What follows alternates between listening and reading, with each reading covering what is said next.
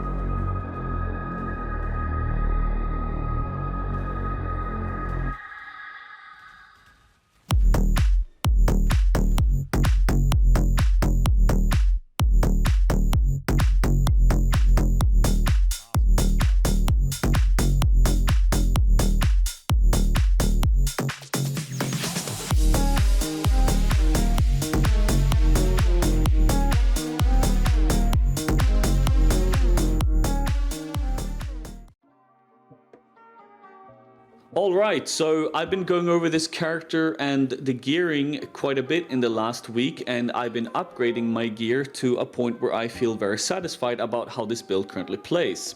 So we're going to jump right into it and we're going to have a look at the gear. First of all, the big change that we have is that we now have a Veritas Veil Praetor Crown. Now this helmet is a very interesting helmet because of the mechanics that it has. It has +2 level of socketed gems, it has percentage to all elemental resistances, which is good because we need that, but it also have these 3 last things here that says damage of enemies hitting you is unlucky while you have a magic ring equipped. Now this is very big for defenses because enemies are gonna hit us for lower damage more often than not because of this node. And also you are hex proof if you have a magic ring in the right slot. Now you can decide if you want to be hexproof or if you want to take no extra damage from critical strikes as well. You can choose which one you want of these because both are good. If you take no damage from critical strikes, then you're beefier as well and you're going to get one shot less. But if you're hexproof, you don't have to care about hexes at all. So I've opted in to put my magic ring in the right slot because I hate hexes such as temporal chains and elemental weakness and stuff like that, so I put it in the right slot. And I went for a vermilion ring that I have qualityed with life and mana modifiers in order to gain as much life as possible. Then I just crafted this with alterations, you know, because you only need like 1 mod, basically just need the life. So I got tier 1 life, and then I just have the life on the implicit from the vermilion ring, and then I was lucky enough to get lightning rest, which I didn't really need, but it's a very nice ring overall. So this makes it so we are unlucky, or enemies are unlucky when they hit us. We are hexproof as well.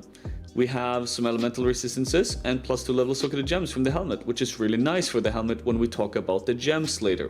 I also have the Despair Curse effect on the helmet because the Despair Curse effect helps her deal a lot with damage because of obviously despair. The amulet stays the same. It is the Impresence Onyx amulet with the Despair has no reservation if cast as an aura.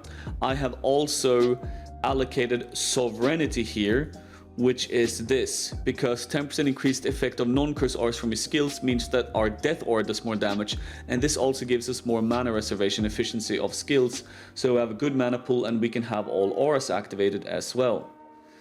For my left ring, I just have life, resists, Lots of strength, because we struggle with strength on this build in order to actually be able to equip the Death's Oath.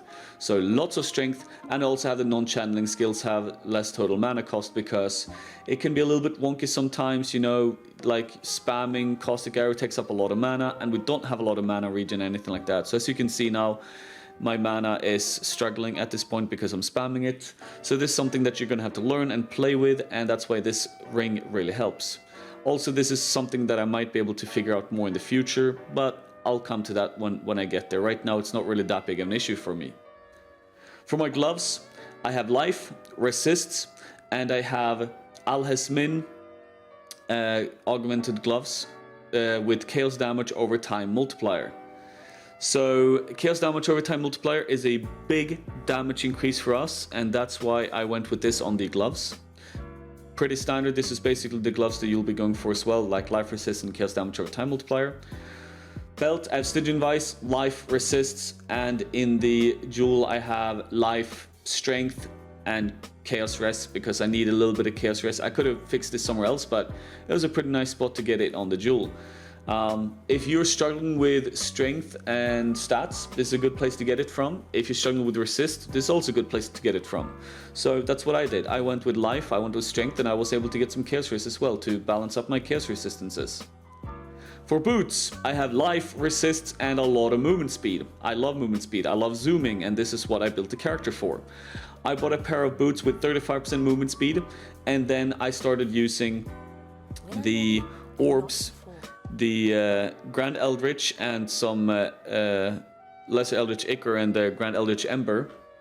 I started using that in order to get movement speed, and then with the Ichor, I didn't really care what I was going for. There's not really that many good things for us there, so I was like, okay, chance to avoid elemental ailments, sure, I'll go with that. You know, I don't want to spend too much money on this because I don't really care too much about that one. But the movement speed is great. 42% movement speed. These boots are absolutely beastie. For the quiver, I have chaos damage over time multiplier with attack skills and increased damage with bow skills. Now, you can get a much better quiver than this, and I'll put that in the PUB as well, but you know, this quiver is more than good enough for me. I don't really care about pushing too much damage, as I already feel like I have good enough damage, and I don't feel like spending like any more than I've already have. And for the bow, this is quite expensive if you want something like this. There are different versions of the bow that you can get as well, and I will also put that in the PUB and in the guide. But for the bow, I've opted in for +1 level of socketed gems, +2 level of socketed bow gems, increased chaos damage over time, which is why this also has the hunter modifier and the hunter influence on the bow. And then lastly, we have chaos damage over time multiplier. So chaos damage over time and chaos damage over time multiplier is good for our death aura and our caustic arrow, of course. And then +1 level of socketed gems and bow gems, you know, is going to amplify my caustic arrow by a lot. So, you know, caustic arrow scales of gem levels, and because of this we get a lot of gem levels on caustic arrow and we deal a lot of damage with it. Now, there are other versions of this bow that you can get, and stronger versions of this bow as well that you can get. I didn't want to go for anything too crazy. As I said, I'm already feeling good about the build, and I don't feel like I need to invest that much. So this cost me about 7x, but I've seen some absolutely beastie bows out there for 10x or more. And you're also going to be able to craft this bow in the future that I will cover in another video and in the guide as well. And for the Death's Oath Aura Astral Plate, you know, it's just the same thing. It's just a 6-socketed. That's it. There's nothing really special that you want to go for here. Like, sure, you can have like a good roll on it or something, but it just needs to be 6-socketed, and that is basically it. For flasks, I want to zoom, so I have reduced duration, increased effective movement speed on my Quicksilver. Then I just have evasion rating on my Jade. Remove ignite on my quartz because I am not really a fan of ignite. This doesn't really matter too much. And then I have like charges and avoid being shocked during flask effect on the silver. These things don't really matter too much. I would say it's good to have evasion rating and a strong jade flask and have a strong quicksilver flask as well for zooming. The other things is like whatever you prefer. And then in instant and remove bleeding from the seething life flask. Now, corrupted blood, not an issue for us because we do have, or at least I have opted to go for this one here. Corrupted blood cannot be afflicted on you. So yeah, this is just for bleeding and just some instant HP if you need it, like as a panic button. But yeah, that is basically the gear alongside with the, you know, cluster jewels that we have already. And And I also have the Inspired Learning still, and we also have a Transcendent Mind Cobalt Jewel in this socket right here. This gives us a lot of damage, because this gives damage over time multiplier per 10 intelligence on unallocated passes in radius. We have a lot of unallocated intelligence nodes around here, and this gives us quite a bit of damage because of that. And then of course I have the Glorious Vanity Timeless Jewel in order to get Divine Flesh, and that's basically the gear. Now, we're quickly going to go over the gem setup that I've swapped over to and that I feel a lot more comfortable with playing right now as well, and how this build kind of shows its strength in terms of gems in the late game here. So let's start with the bow. We have Awakened Swift Affliction, Awakened Vicious Projectiles, Efficiency Support, but it is higher single target if you go for Concentrate effect here instead. I am still playing with efficiency because I'm lazy and I like to have like the large AoE on my caustic arrow, but I will be swapping to concentrate effect soon, and especially when you try single target at any point in the game, you kind of want to do that because it's a lot stronger than efficiency. And power support, it's only level 3. If I want to maximize this character even more, I can go for level 4 and power support as well. Awakened Void Manipulation, and then caustic arrow. I have a 2020 caustic arrow. It would be much better for me to buy a 2120, because as I told you earlier, caustic arrow gains a lot of damage from gem levels, and that's why having a level 4 in power support would also be really strong. And also one thing that I have to say is that all my awakened gems are only level 1. I'm still leveling them up, so when I get more levels on the awakened gems, if I get in power 4 and a 2120 caustic arrow, my damage would be even stronger, like a lot stronger. In the gloves I have Despair, Blasphemy, and Temple Chains. All need to be linked with each other, and then I just have the Stone Golem for some more life regen. In the boots I have Life Tap support, Steel Skin, Flame Dash, and Second Wind support. Now you can have Dash here as well, but Dash is very annoying right now with the changes that they've done to Inspired Learning and Headhunter and like all the Arch Nemesis mods. Dash is really wonky because of that, so I'm playing with Flame Dash now instead, but it doesn't matter. You can play with either one if you like it. The most important thing here that I forgot to mention, and I actually learned recently as well, is that you want to have your life tap support level 1. This is very important. Do not level up your life tap support in this setup. In this setup with Steel Skin and Flame Dash or Dash, whatever that you're going to have, it is vital that you have only life tap support at level 1. Because whenever I activate Steel Skin, which is on my left button click right now when I'm just moving, whenever I activate Steel Skin, it's going to activate life tap for me as well. You see that life tap buff up there? You want to have this buff active at all times. So when I have Steel Skin activated, it's going to activate that. When I Flame Dash, it's going to reactivate life tap as well. And the reason because this is because we have life tap in our armor setup as well.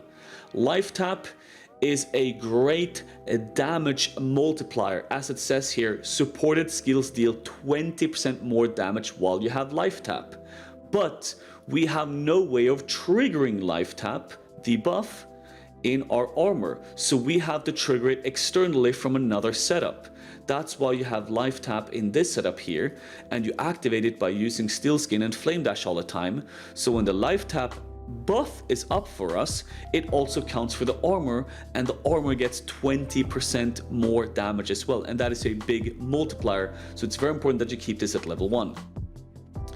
For the armor, we have Awakened Void Manipulation support. I'm still leveling this. Life tap, less duration, efficiency, increased arrow effect. You can go for Awakened arrow effect here if you want to as well. It's a lot better, but a lot more expensive, so I don't really feel like I'm going for it right now. It's fine anyway. And then Awakened Swift Affliction support as well, which is only level 2 because I'm leveling this up as well. For the helmet, this is where it gets very interesting as well. We have Defiance Banner, we have Grace, and we have Malevolence. I have Vol Grace, by the way, for the Vol Grace. I activate this and become even tankier. Now, I have put an Enlightened support in here, and what makes this helmet so great with Enlightened is because this helmet gives +2 level of socketed gems. So I have a level 4 Enlightened, even though it's only level 2, it's level 4. And when I get this bad boy to level 3, it's going to count as level 5. And that gives so much mana reservation from these gems. So we have such a big mana pool, so you don't struggle with the mana of using Caustic Arrow like we talked about earlier. Or at some point as well, you might be able to change this around a little bit. You can drop Stone Golem, and you can even implement Determination to become even more tankier. Because we have Sovereignty. We have, you know, a level 5 Enlighten. And you can even put maybe some small cluster jewel with Determination or Grace mana reservation and stuff like that, and gain even more mana reservation and be able to actually put in Determination into your build to become even tankier. Not something I'm doing right now. I don't really feel like it's needed. I die almost never anyway. So I'm like, oh, it's fine, you know. And my Enlighten is only level 2 because I bought it level 1 and I'm leveling up myself. I've also made some smaller changes to the skill tree here. We don't play with this up here anymore, and we now go and get Influence, and I've been changing a little bit so you get Fangs of the Viper and Resourcefulness. Instead of going for the Maximum Frenzy charges, I go for Resourcefulness here for the Inspired Learning. It gives some life, you know, and it gives some chance to press spell damage, you know, quite nice things, instead of having this that didn't really do much for me. And I mean, like, that's basically the main changes that I've done so far. I also opted in to get a small cluster jewel here with Wish for Death, which means I have Culling Strike against cursed enemies. You know, Culling Strike means that if they're on 10% or lower, they insta-die when you hit them. So this can be nice, you know, for some tougher bosses or some tougher enemies that you have that. And then basically it's the same skill tree and everything. One thing that I will do, as I talked about, is that I will drop, you know, 2 of these jewels and go for Flame and Flesh with Bastion of Elements in order to get the Elementalist Aegis element around me that like covers a lot more elemental damage. And the reason I'm going to do that is because Divine Flesh covers 50% of my elemental damage taken as chaos damage. And I have 81% chaos max rest, so you know I basically take no chaos damage, and a lot of elemental is converted to chaos, so we don't really take a lot of elemental either. But if I can get the Bastion of Elements Aegis Shield as well, then that covers basically all elemental damage, and I'm basically, hopefully, never going to die from elemental damage. And on top of that, you know, our evasion is quite high. When I pop my flask, I have 80% evasion chance, so monsters don't really hit me at all, at least not very often. And when I pop Volgrace, I have 95% chance to evade attack, so that high amount of evasion, a little bit of armor. If you can put Determination in later as well, then you have even more armor. If you do actually get hit, you can cover that. And then elemental damage is basically going to be a joke because of Divine Flesh and the Bastion of Elements as well. So right now, I do a lot of tier 16 maps that are incredibly juiced. I very, very rarely die, and I've been pushing my level all the way up to level 95 without having any issues. My XP just keeps zooming forward all the time. I'm juicing my maps as hard as I can with Scarabs, and I'm using, you know, Sextants and all that stuff, and I'm trying to roll pretty high juicy maps. With the Atlas skill tree that I have, I get a lot of juice out of my maps as well, and the way that I'm playing then, like Delirium and Legion and Ritual and very juiced up Legions and all that stuff, and strong boxes and shrines and whatnot.